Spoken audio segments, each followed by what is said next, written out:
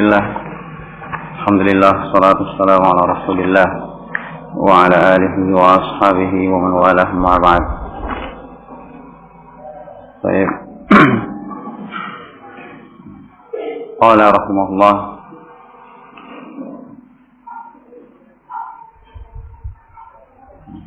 fa innahu idza kana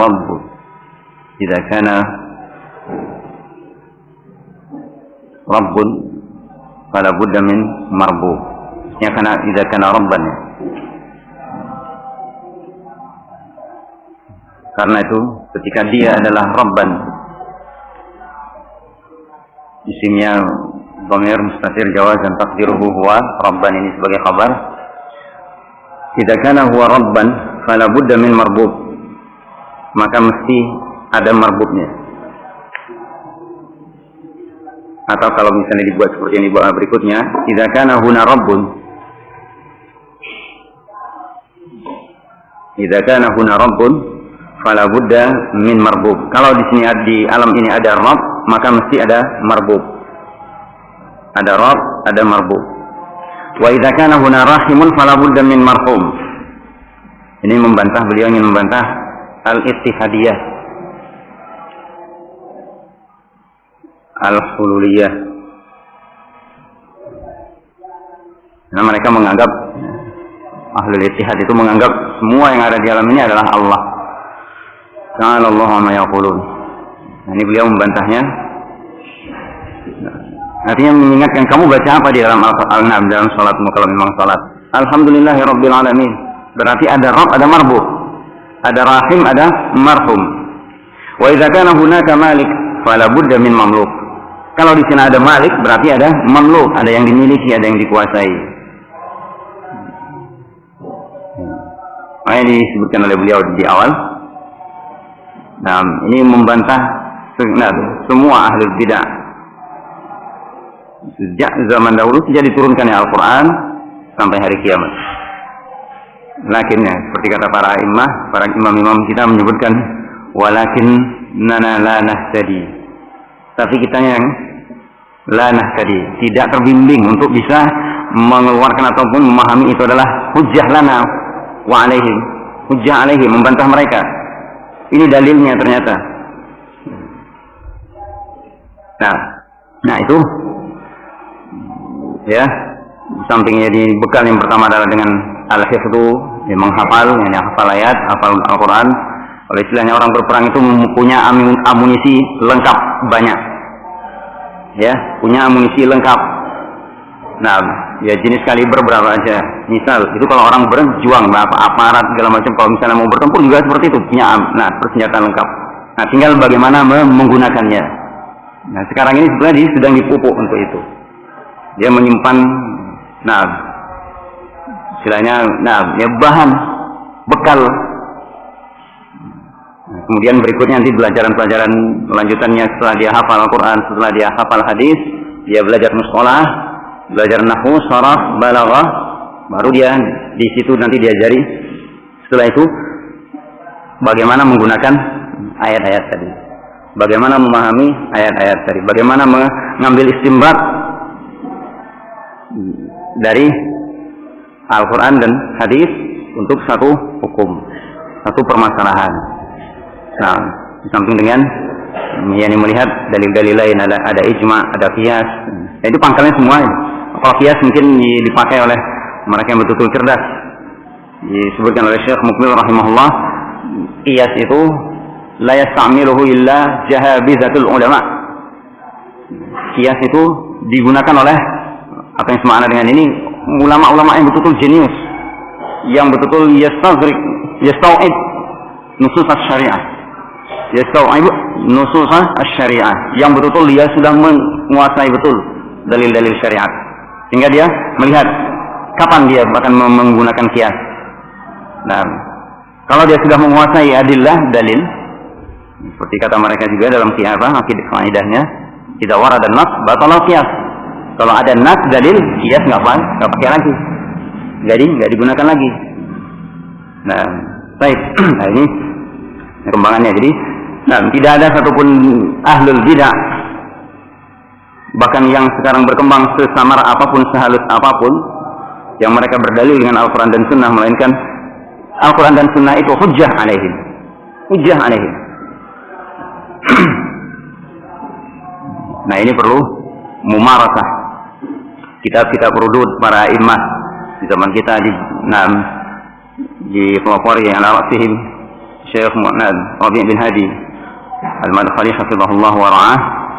Ini yang boleh dikatakan imamnya di zaman ini. Syekh Ubaid dan murid-murid beliau berdua, Syekh Abdullah Al-Bukhari, Syekh Muhammad Bazmul hafizahumullah, mata as-salafiyyin bi baqaihim. Mata Allah bis-salafiyyin bi baqaihim. Nah, ini mereka. Kita bisa melihat bagaimana beliau samping dengan artinya pengalaman, ya. Bagaimana beliau membantah hujjah-hujjah farah-farah penyeleweng orang-orang yang menyimpang, hatta mereka berguna dengan hadis sekalipun berdalil, ya. Nah, ini penting. Di situ pentingnya ini kitab-kitab rudud, apalagi di zaman ulama kita sekarang ini. Walaupun istilahnya yang sekarang ini kembangan di sejak zaman dahulu sudah ada model-modelnya seperti itu. Yang lebih tampak pergulatannya di zaman Syekhul Islam Muhammad Ibn Taimiyah rahimahullah dengan falasifah Asy'ariyah, Haramiyah, Rafidhah dan yang lain. Nah, beliau membantah berdalil mereka dengan Al-Quran, dengan hadis. Beliau pun membantah mereka dengan dalil yang lebih. Nah, ya, karena mereka biasanya ahlul bid'ah itu yang mereka jadikan dalil adalah ayat-ayat yang mutasyabihat. Nah, nas-nas yang mutasyabihat. Ketika dihadapkan dengan mereka menguasai, mengerti tentang maqasid syariah, kemudian mengerti tentang Al-Quran, tentang Sunnah, bisa mengembalikannya kepada atau membantah hujah-hujah mereka dengan yang muhkamat. Nah, baik. Qala, kita lihat keterangan Syekh Shalih Fauzan hafizahullah.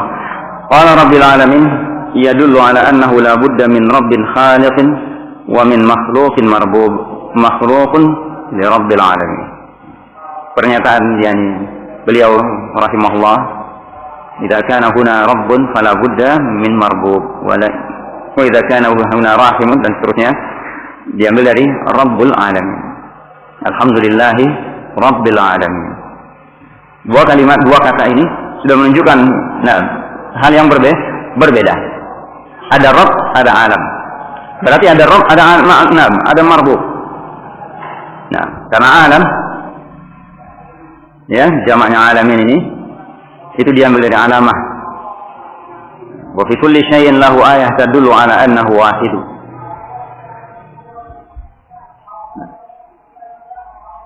Alamat yang menunjukkan, yang menjadi tanda bagi keberadaan Allah Subhanahu wa taala dan keberhakannya untuk menerima ibadah satu-satunya dari seluruh makhluknya. Kalimat ini yadullu ala annahu la budda min rabbin khaliqin.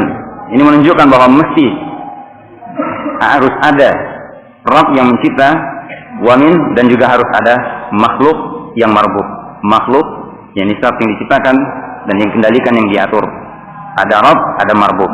Ada yang mengatur, ada yang diatur. Ada yang mencipta, ada yang dicipta. Makanya ketika orang itu jauh dari ilmu kalam, filsafat, hal-hal yang artinya fitrah mereka itu masih bisa terjaga.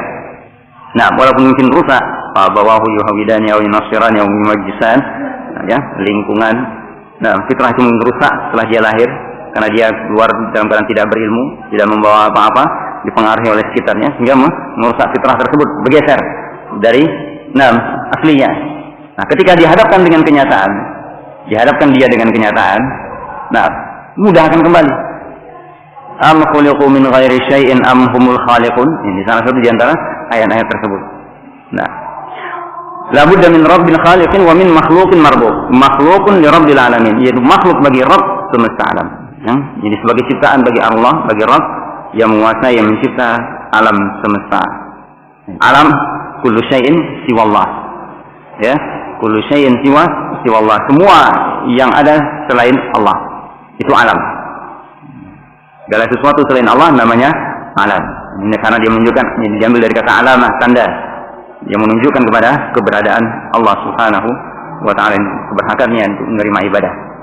Kemudian yang berikutnya, Ar-Rahmanir Rahim. Idza kana hunaka rahimun fala budda min marhum wa huwa al-makhluq. Siapa yang dirahmati? Makhluk. Ar-Rahim huwa Allah. Ar-Rahim huwa Allah. Wal marhum huwa al-makhluq. Al-marhum huwa al-makhluq. Kemudian wa idza kana hunaka malikun fala budda min mamluk. Malik diambil dari maliki yaumiddin. Idza kana hunaka malikun fala budda min mamluk wa humul ibad wa jami'ul makhluqat. Mereka adalah para hamba dan seluruh makhluk itu adalah mamluk bagi Allah. Wujudnya, ya, fisiknya, sifat-sifatnya dan perbuatannya itu makhluk bagi Allah. Perbuatan manusia itu juga ciptaan Allah. Keadaan manusia, perasaan-perasaannya, kepandaiannya, kepintarannya, kecerdasannya, keinginannya, kemampuannya itu makhluk bagi Allah. Makhluk bagi Allah. Baik, qala wa idza kana huna 'abdun fala budda min ma'bud. Kalau di sana ada abd, ada hamba, berarti ada yang ma'bud, ada yang disembah, ada yang menyembah, ada yang menyembah. Ada abdun, ada ma'budnya. Ada abid, ada ma'bud. Wa idza kana huna hadin fala budda min mahdi. Kalau di sana ada hadin yang memberi petunjuk, maka ada yang diberi petunjuk. Wa idza kana huna mun'im fala budda min mun'am alaihi. Wa idza kana huna maghdubun alaihi fala budda min ghadib. Wa idza kana huna dhalun fala budda min mudhill. Kalau ada di sana mun'im yang memberi nikmat, berarti ada yang diberi nikmat. Kalau ada yang maghdub alaihi yang dimurkai, berarti ada yang ghadib. Kalau ada yang dhalun yang sesat, berarti ada yang menyesatkan. Dua hal yang tidak mungkin bisa dibantah. Jadi satu surat ini sudah membantah al-ittihadiyah. Wa hadhihi surat tadammanat al-uluhiyyatu wa al-uluhiyyata wa ar-rububiyyah wa nafy an-naqais 'anillah 'azza wa jalla wa tadammanat ma'rifat al-ibadati wa arkaniha wallahu a'lam. Ini surat ini menghimpun, tersirat di dalamnya uluhiyah dan rububiyah dan menafikan kekurangan-kekurangan dari Allah azza wa jalla, serta terkandung di dalamnya ma'rifatul ibadah, pengenalan tentang arti inti hakikat ibadah dan rukun-rukunnya. Kemarin sudah disebutkan rukunnya. Al-hub, mahabbah, raja dan khauf. Ini rukun ibadah yang paling penting. Kita lihat keterangan Syekh. Qala idza kana huna 'abdun la budda an yakuna hunaka ma'bud. Huwa Allahu azza wa jalla.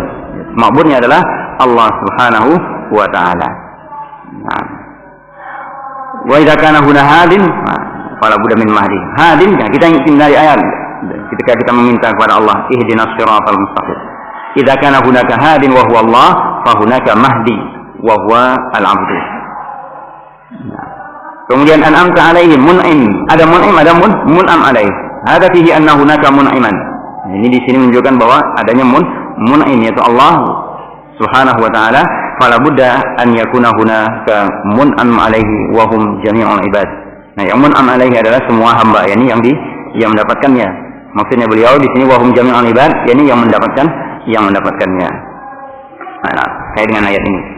Walaupun secara keseluruhan mereka mendapatkan rahmat Allah, mereka juga mendapatkan rahmat Allah. Di sifat Allah Rahman Ar-Rahim, semua mendapatkan rahmat. Itu satu bagian yang Allah letakkan di alam semesta ini, itu mereka berkasih sayang. Qala ghairil maghdubi alaihim wa humul yahud. Ini yang maghdub alaihim, maka ghadibnya adalah Allah. Wa man sara bi rikabihim, dan orang-orang yang berjalan sesuai dengan mengikuti mereka, mimman ta'allamu wa lam ya'malu, dari orang-orang yang belajar tetapi tidak beramal. Paham teorinya tapi tidak praktek. La budda an yakuna hunaka ghadibun, maka mesti mau tidak mau akan ada, harus ada ghadib wa huwa Allah azza wa jalla wal ghadab min sifatihi, dan ghadab min sifatihi, wa fahuwa yaghdab, dan dia marah, murka ketika ini orang-orang yang terhadap orang-orang yang sudah mengenal al-haq tapi tidak mengamalkannya. Lebih berat lagi disebutkan oleh para ulama al-maqt. Kabura maqtan indallahi an taqulu ma la taf'alu. Maqt asyad min al-ghadab. Asyad min al-ghadab.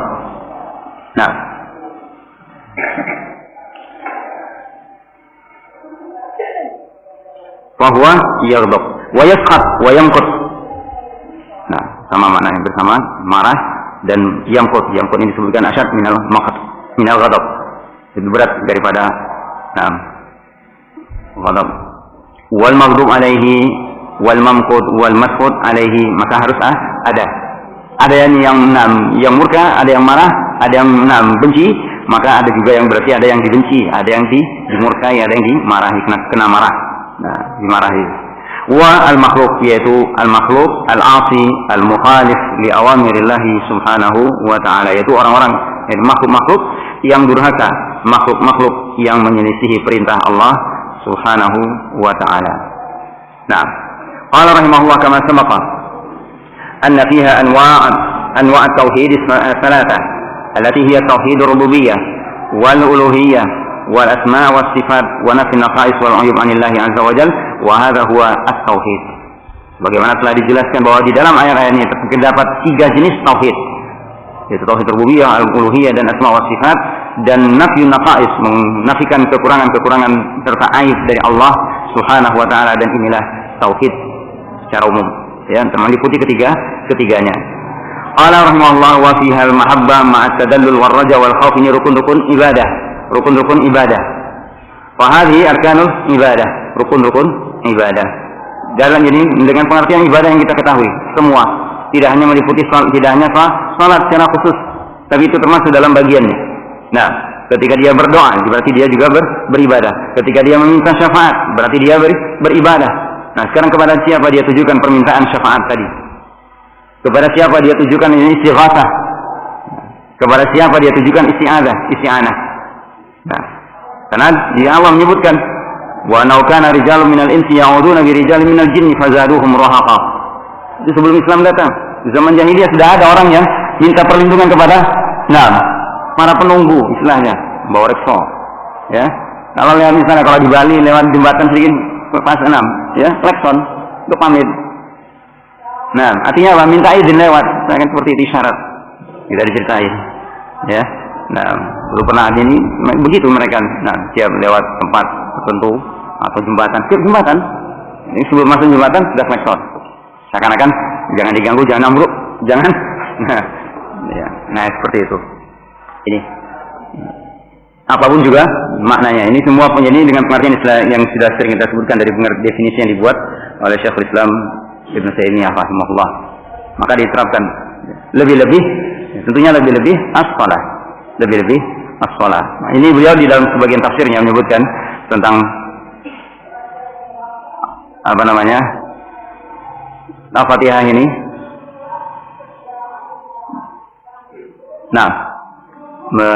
Jadi menguraikan dari ayat yang pertama sampai menerangkan betapa pentingnya, terutama di dalam 7 ayat yang mulia ini. Baik, nanti saya singgung sedikit. Qala rahimahullah, qala hafizahullah, wa sallallahu ala nabiyyina Muhammad wa jazahullahu khairan ala ma bayyana wa waddaha. Selesai. Ba'du fawaid, ini sebagian faedah dari surat Al-Fatihah yang sudah diringkas dijelaskan oleh Syekh Shalih Fauzan hafizahullah. Baik, kita lihat apa yang diterangkan oleh beliau dalam tafsirnya. Sekarang tafsirnya, walaupun ini sebenarnya, ini lebih ringkas, dalam artian artinya yang dibuat oleh beliau fawaid, ba'du fawaid surat 6 surat Al-Fatihah ini boleh katakan ringkasan. Kata beliau, ketahuilah semoga Allah membimbingmu. A'lam arsyadakallahu li ta'atihi wa ahataka bi hiyatatihi. Semoga Allah memberimu petunjuk, membimbingmu kepada ketaatan, melindungi engkau dengan liputannya, wa tawallaka fid dunya wal akhirah, dan mencintai engkau di dunia dan di akhirat. Anna maqsudas salati wa ruhaha. Perhatikan ya. Anna maqsudat salati wa ruhaha wa lubbaha, inti, roh dan tujuan salat, ana balik menerjemahkannya. Nah, anna maqsudat salat, tujuan salat, maksud dari salat, rohnya, jiwa yang membuat salat itu betul-betul hidup, wa lubbaha, inti dari salat itu adalah iqbalul qalbi 'ala Allah Ta'ala fiha.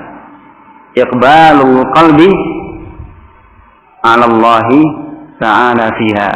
Ini intinya salat. Dulu anak kecil dulu masih di Sumatera, SMP ya. Itu ada tokoh Muhammadiyah yang menulis. Mereka menjulukinya di Sumatera itu dikenal sebagai Nabinya Muhammadiyah. Tahu? Orang Aceh mestinya tahu. Satu kampung mungkin sama antum. Tengku Abdul Latif Rusdi. Pernah dengar? Nah, Tengku Abdul Latif Rusdi, tinggalnya di Medan. Ini dipuji dulu sama orang-orang Muhammadiyah. Nah, orator ulum, mirip dengan Bung Karno gayanya. Dan ilmunya Masya Allah. Sayang, tidak ada pewarisnya. Kitabnya dibagi-bagi sama grupnya, yang tahu. Alismah dapat apa enggak? Zaman terusnya mereka. Baik, nah itu sayang ya. Nah, beliau termasuk jintal di Kodam 1, Kodam 2 barisan. Kodam 1 Iskandar Muda, Kodam 2 barisan. Sudah lama meninggalnya. Punya menulis buku, bukan terkenalkan, tapi subhanallah. Termasuk yang lumayan, rujukannya diantaranya adalah kitab-kitab Syarbani dan para ulama. Nah, dengan apa yang ada pada dia, tapi apa yang disampaikannya Masya Allah. Roh salat dan hikmahnya.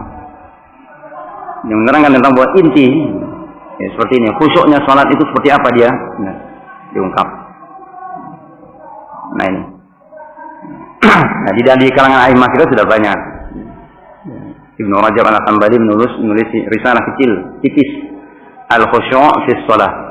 Khusyuk di dalam salat. Nah, itu intinya salat. Disebutkan oleh beliau di sini, iqbalul qalbi 'ala Allah Ta'ala fiha. Hati itu tertuju kepada Allah di dalamnya. Fa idza shallaita bila qalbin. Fa idza shallaita bila qalbin fa hiya kal jasadil ladzi la ruha fihi. Kalau kita salat tanpa hati, itu seperti tubuh yang tidak punya roh. Apa artinya? Tubuh yang tidak punya roh, mayit. Wa yadullu ala hadza qauluhu ta'ala. Ini ditunjukkan kepada beliau oleh firman Allah Ta'ala, fawailul lil musallin alladzina hum an salatihim sahun. Kata beliau, fafassara sahwa bisahwi an waqtiha.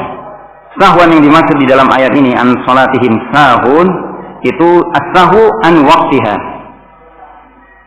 An salatihim sahun itu artinya saha yashu an waqtiha, lalai dari waktunya. Apalagi kalau misalnya belajar fikih, belajar usul fikih, nah ada belajar pembagian wajib. Wajib itu ada wajib wajib muwassa, ada wajib mudayyak. Paham seperti ini dibuat. Nah, halus memang, tapi kadang-kadang tergelincir. Wajib muwassa itu waktunya lebih longgar daripada pekerjaannya, seperti waktu sholat. Waktu sholat itu lembar, ada awal, tengah, akhir. Nah, karena ada belajar, nanti aja lah. Ini kan wajib muwassa. Ya, jadi bisa kapan saja dikerjakan. Akhirnya apa? Kalau lupa, mana sudah lewat sholatnya. Hati-hati. Kalau wajib mudayyak itu seperti puasa Ramadan, waktunya nggak bisa di awal akhir, nggak ada. Ya, nah, baik, itu nanti.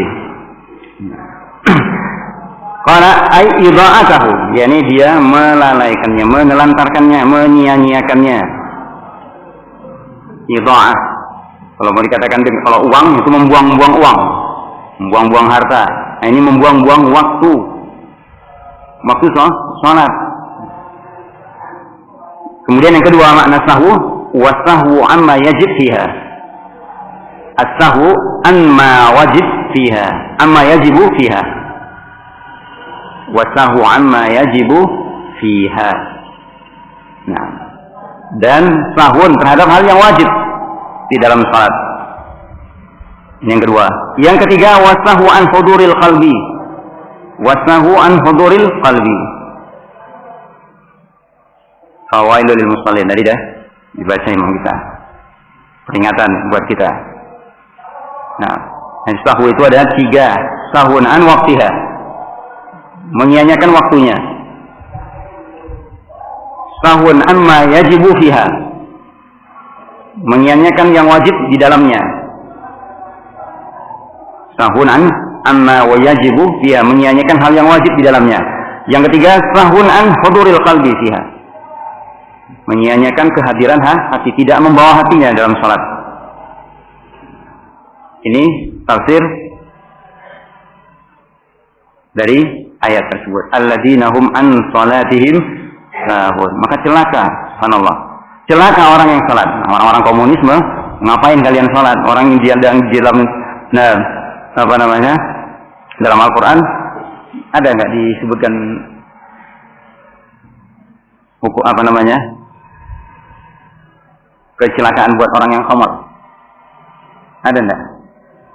Artinya disebutkan, paling kan itu kan efek akibat ya. Innamal khamru wal maisir wal azlam wal ansabu annam rijsun min amali syaitan. Dikatakan rijis, tapi tidak ada sampai seperti ini. Allah Subhanahu wa taala menyatakan wail ini untuk orang yang salat. Untuk orang yang salat. Nah, orang komunis zaman dahulu mengatakan ngapain kalian salat? Oh, diancam sama neraka. Berarti nggak usah salat. Dijawab mestinya. Kalau kamu tidak salat langsung masuk neraka sakor bilang. Sa'uslihi sakor. Nah, kenapa? Ya karena nggak salat. Apa jawab? Allah menyebutkan demikian. Kalau kamu nggak salat, kamu dapat langsung masuk neraka sakor. Kalau orang yang salat itu diancam saja masih. Akal-akalan kan?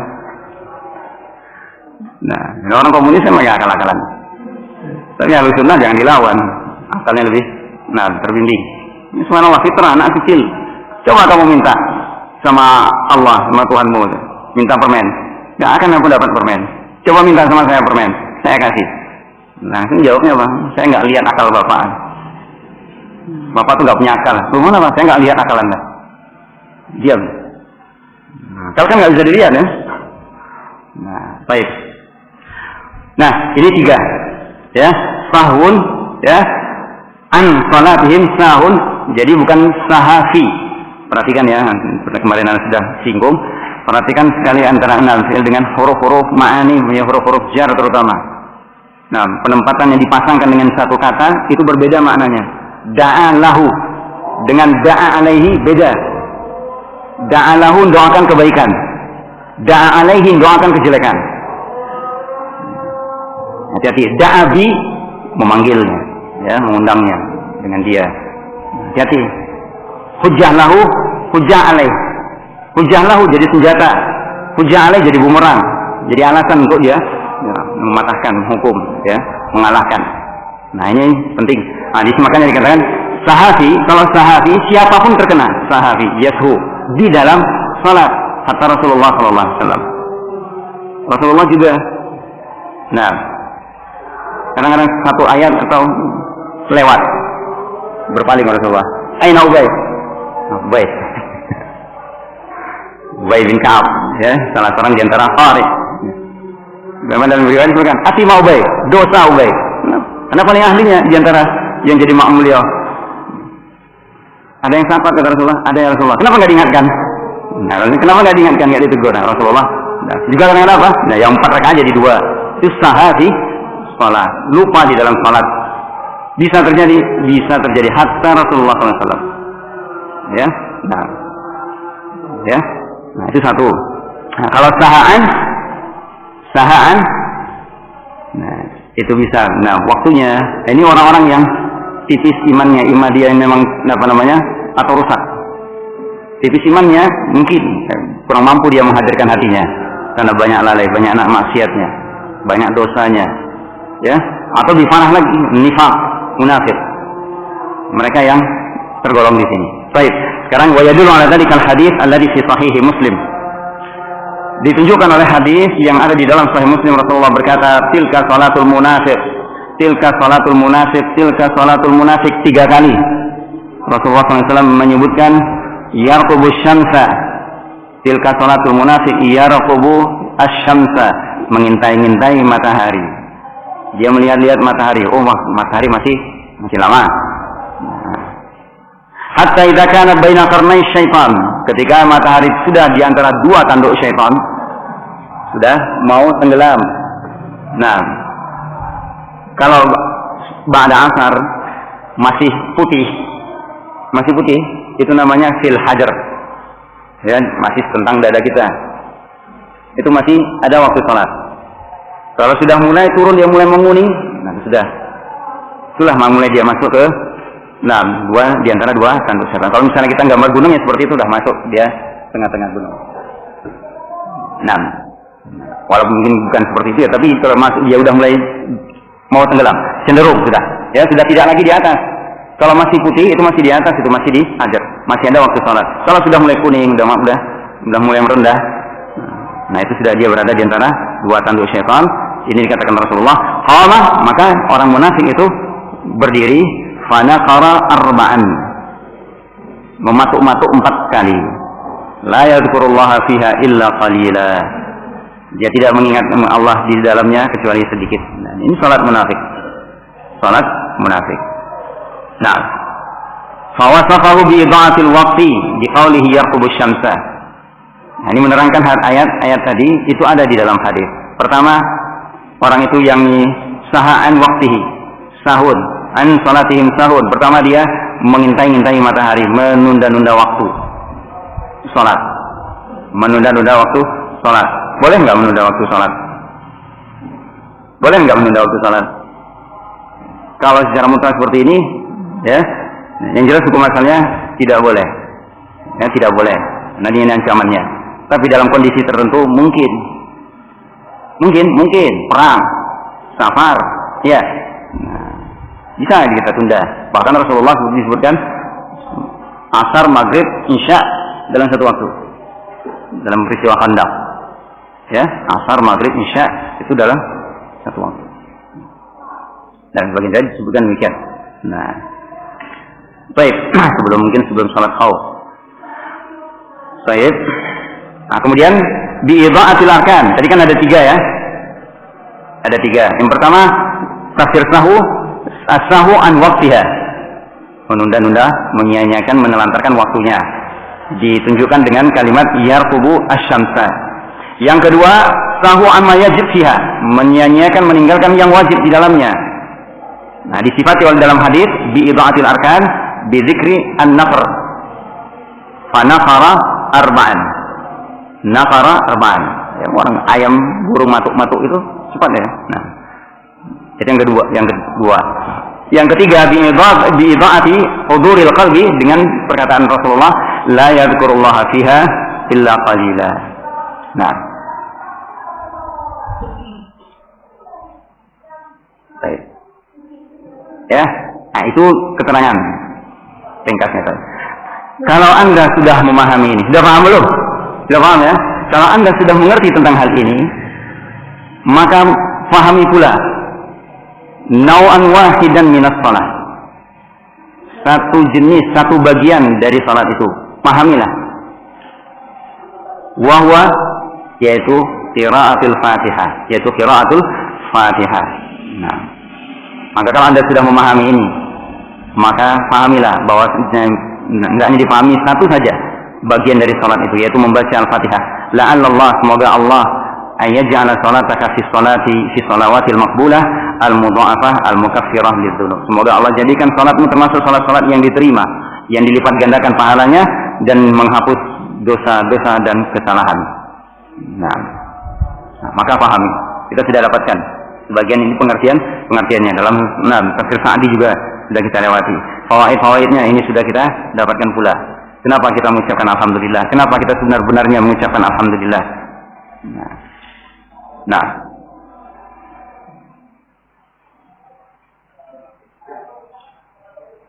Baik.